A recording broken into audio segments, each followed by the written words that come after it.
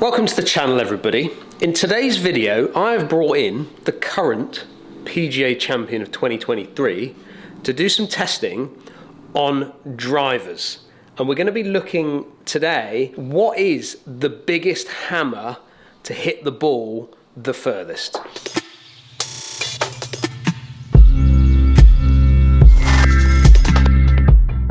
So what have you actually been up to? Tinkering. Tinker. Experimenting. These new clubs with all the changeable weights and stuff, it's a bit of a minefield, isn't it, really? 100%.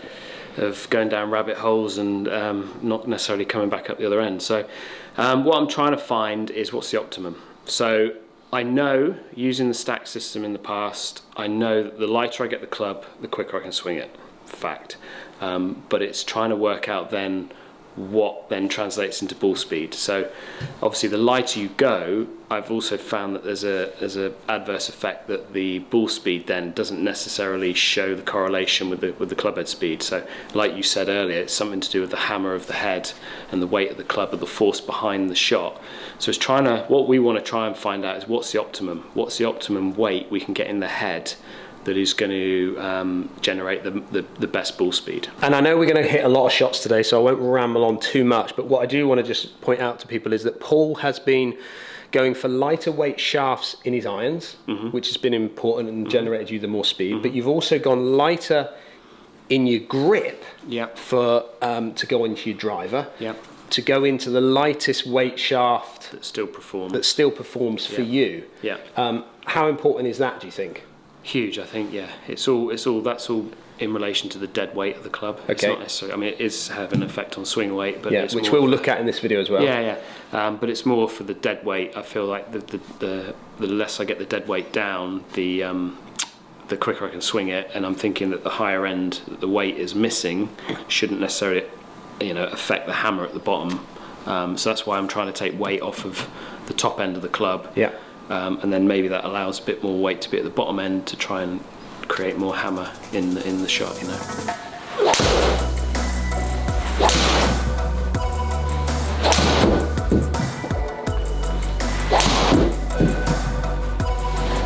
So whilst Paul is smashing away there, getting some numbers, I just wanted to explain to you that we've got a number of things that we're going to be looking at today. Swing weight machine, because I know there'll be lots of questions regarding what the swing weight of the club is once you change the weight in the head.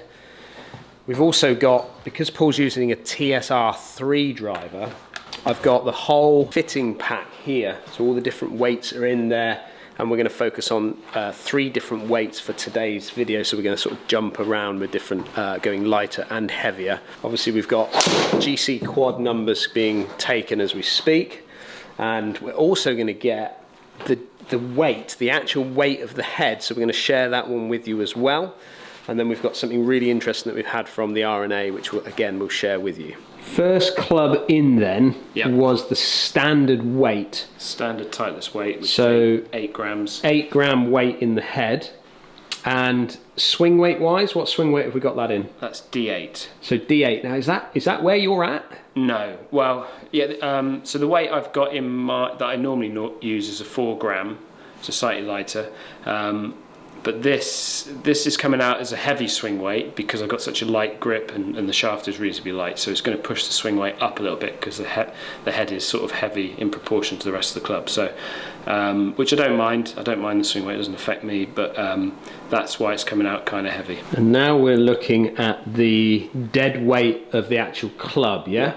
That's 293 grams we've got on that. Yeah. Okay, and that's just feels standard to you, or is that kind of that'll heavy? be lighter than an off-the-shelf Titleist because the grip's probably 25 grams lighter than a standard grip. They're 25 gram grips. Standard one's about 50, so that's why that's coming out probably a bit lighter than what your standard would off the shelf. So the last thing that I just want to share with you is the actual weight of the head.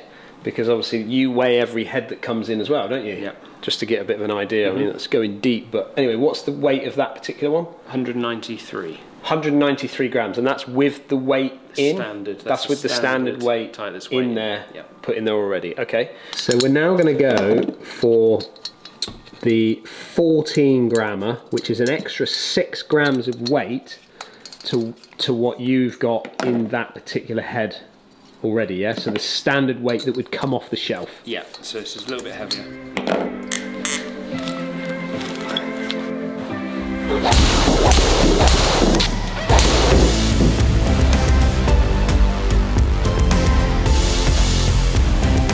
Quick question. I don't know if you've been watching, but do you think your swing speed should improve or drop off? Swing speed would drop. You think it's going to drop? I would have thought so, yeah. Okay. So this swing weight should feel, well, should be heavier, Paul, Heavier yeah? in the head, yeah. So we're going up to E2 there. E2. You're out of the D's and into the E's. So how did that actually feel to you? Heavy. Did it feel really heavy? Heavy, yeah. I mean, E2, E3 is going to feel like pretty rigid. You've got to work hard to get any sort of club head. So you were playing 36 holes, let's say you were playing the Open Championship qualifying like you did this year. Yeah. How would you be feeling walking off 18? Probably wouldn't hit many on the practice range to save them up, I think. It's definitely you definitely feel the weight, and yeah, you wouldn't want to hit that after 36 holes, I wouldn't have thought. So the last thing that we're going to do now is, and we've had authority, haven't we? Yeah, we've had it cleared. We've had it cleared by the RNA. So Paul has contacted the RNA. I mean, you've gone deep with this. Yeah, that's what we do. Contact the RNA to find out if you're actually allowed to take out the weight on the actual club head. Yeah. And still conforming with their rules. And the letter that came back, which is over here, clearly states that Paul is legally allowed to take the weight out of the head. And if you were allowed, you'd take off the whole mechanism off the back of the head as well, wouldn't you? Yeah, I can't get this one. It won't come out. It won't come out. No, you have to get a hacksaw on it or something to get it out. But okay, so we're going no weight now. Absolutely zero weight in that head. It should feel like a feather.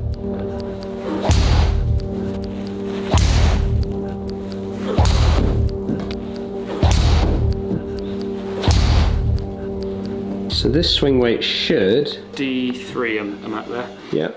Which is, I think it was at Titleist irons are normally standard D2, aren't they? They come out of the factory. So you're not far off a sensible sort of average swing weight there now. And that's with no weight. Yeah. But that's kind of compensating for the lighter head is compensating for the lighter grip, so it's balancing kind of in the same point that you would get with a regular. And grip, how does it feel? So obviously in your hands it must feel like it's lightweight to hold on to, but actually when you swing it, how does that feel? Yeah, it feels light. Does it? Feels Still like feels light. Yeah, it does. And also I think as well you've got to compensate. I feel like I hit it more left with the lighter thing. So I think I'd need to, if I was going to go down that road, I'd have to kind of work it out, maybe hold it off a bit more at impact to try and stop the lefts. But I think because the lighter club head it's allowing the head to maybe flip over a bit more. I don't know.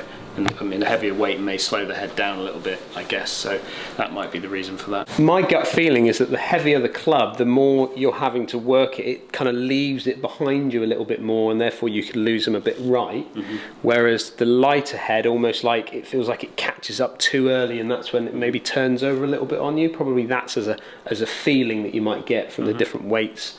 But I do now want to look at the numbers that we're getting from it. And first one out is your first one, which was your standard. Yeah. 158.2 as an average ball speed. Yeah. Launching it at 11.8. Yeah. Average spin of 2,245 on an average. Peaking out 34 yards high and an average carry of 268. Yeah. That speed training that you've been doing has helped because you've improved that carry distance for sure. If we then look at the heavier gram, okay, so an extra 6 grams, which doesn't sound a lot. Doesn't sound a lot, but felt probably quite a lot, and the swing weight was massive. You've actually dropped in your ball speed off the club face. So you're at 155. So you've dropped, what, 3 mile an hour? Launching it a little bit higher, but that's subject to strike to a point. And then average spin of 2,066 on an average. You've got a couple there that jumped around a little bit into the low 1,600 and 1,900, and then peaking out 33 yards high with an average carry of 264. So you've lost ball speed, you've lost a little bit of spin, and you've overall lost your average carry by 4 yards. Yeah. Then we move into the lighter one, and you've got now your most ball speed. So 159.4 mile an hour off the club face, launching it at the same as the standard at 11.8 with an average spin of 2278, which again very similar to the standard. Peaking out the same at 34 yards high and an average carry of 270. So you've actually gained more ball speed, similar spin, more yardage. Sure. Okay. Now, if we then look at the club data, swing speed 106 mile an hour with an efficiency of 1.45, so your smash factor is pretty good with the standard. With the standard, you do drop off quite a lot, I think. 2 mile an hour. Just over 2 mile an hour. Efficiency the same at 1.49, so your strike performance is always pretty good, isn't it? And then again, your most swing speed, which has given you most ball speed, and then ultimately the most carry, is the lighter club. Now, interestingly, efficiency does drop off. I think a little bit. If you look between the standard and the heavy, the efficiency stays the same, doesn't it? Yeah. So there's no gain from using the heavier club there at all in efficiency. No. But then when you get to the lighter club, you are starting to see a drop off of efficiency, but the club head speed of increasing by 1.5 mile an hour is still outweighing the efficiency in terms of carry and ball speed. So even though the club isn't becoming as efficient with the lightest, it's still producing the best numbers. So it's interesting. I mean, it would be nice to go a bit lighter, wouldn't it, and see where you get to a point where the speed outweighs or the efficiency outweighs the speed of the clubhead speed. So, well, that's interesting you say that, because we've got one more trick up our sleeves to see if we can go even lighter again. Yeah, get your hacksaw out. The Sim Max. Well, what are we doing with this then? So there's a removable weight on the back of the Sim Max, which was actually a lot heavier than the removable weight on the Titleist. Okay. So we're now able to take more weight off to try and see if it bring makes the a weight difference. down again. Obviously, this experiment isn't that reliable because it's a different club head. Yeah. But we've got the same shaft, same grip. But obviously it's going to distort numbers, but we can't get the Titleist any lower other than we start taking a hacksaw to it, which we don't want to do. So this is just a little guide as to if you go even lower than what the Titleist can go, just see if that makes a difference. Okay, so what's the dead weight on this particular model then? Okay, so this one is 286. And the Sim... So 273, how does that compare to the Titleist then? What's the difference in dead weight? It's 13 grams lighter. Okay, still. And now let's put it in the swing weight machine, see what the difference is going to be there with that. The empty chamber of the Titleist was at D3-ish. Yeah, this is C8 now. Oh, this has gone very light. Yeah, super lightweight. We're going proper light now, so it may even be C7.5 actually. Okay, so we're going to feel the difference here again, aren't we? This is going to be ultra light. Okay, let's hit some. Let's look at the numbers of this then.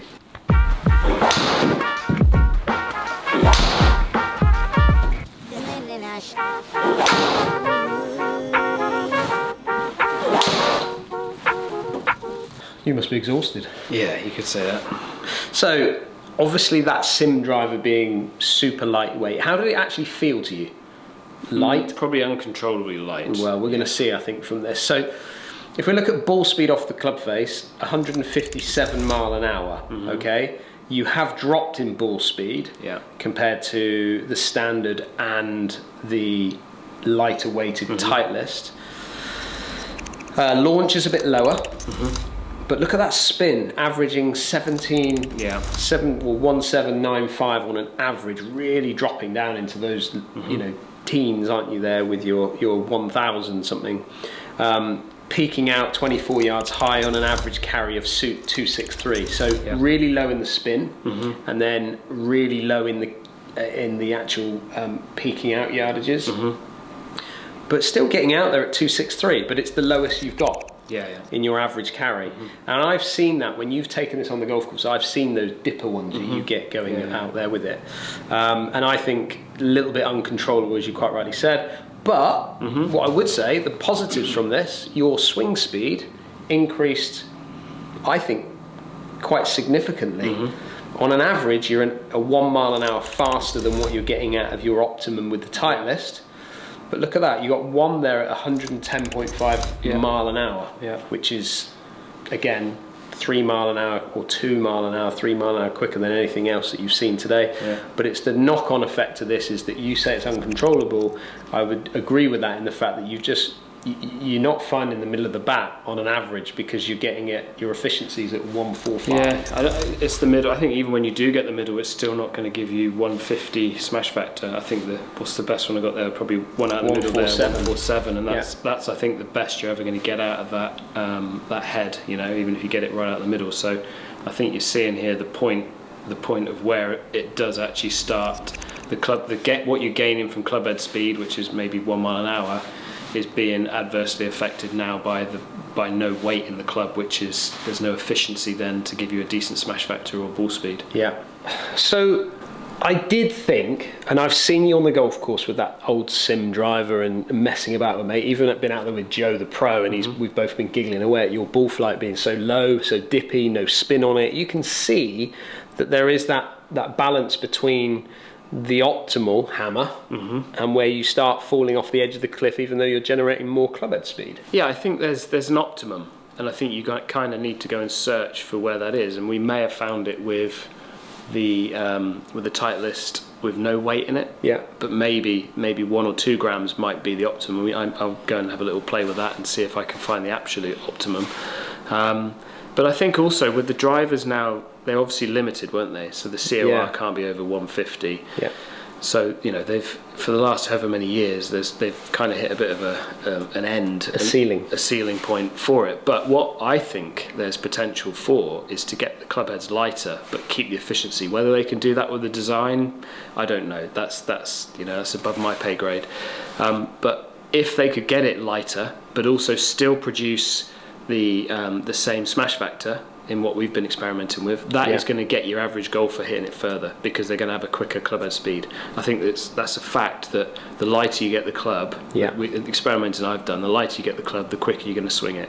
That's what the stack system kind of brings to the table with that information. So I think manufacturers, if they could find a way of getting the club head lighter, bringing everything down lighter, and people have to adjust to that because they'll have a lighter club in their hands, but I think that's the way that people are going to get more club head speed. And I think you've got to look at the average golfer as well. They're not like the tour bros who are in the gym and they're refining their golf muscles and they're able to maybe handle heavier clubs and still swing it quick. I think the average golfer hasn't got that sort of muscle mass and that ability. So bringing the club down lighter has got to be a plus, surely, for the average golfer, I would have thought. Yeah, I do think it comes down to also your skill level, in the fact of you're going to go and hit lots and lots of golf balls and work on it and sort it out and make it work for your game, knowing the numbers that you're going to get from it. Therefore, does the swing weight make a massive difference? I think it's going to affect you early on, but I think over time you're just going to get used to it. The more balls you hit, the more practice you do with it, the more you're going to get used to that club,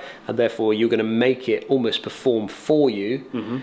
Whereas I think for the average golfer, if you're moving, let's say, from an iron or even a fairway wood into a really lightweight, light swing weight, that sort of stuff, I think you're going to start to see some massive dispersions out on the golf course because they probably can't control it. And there's that balance between in the fairway, not in the fairway, how much further down are you actually getting it? You know, are the gains that much bigger to say that you're going to score better, play better golf? Difficult to say. But I do think that this experiment was well worth doing, because ultimately it answers a few questions, it gives people a few ideas as to what they can go and do, and hopefully we're all going to be better golfers because of it.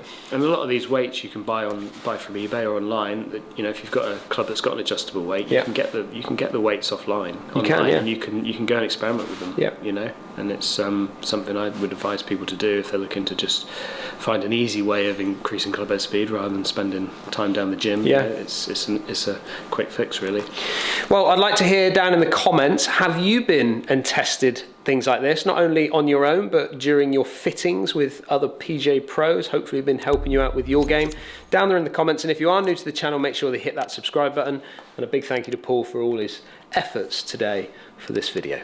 See you again soon.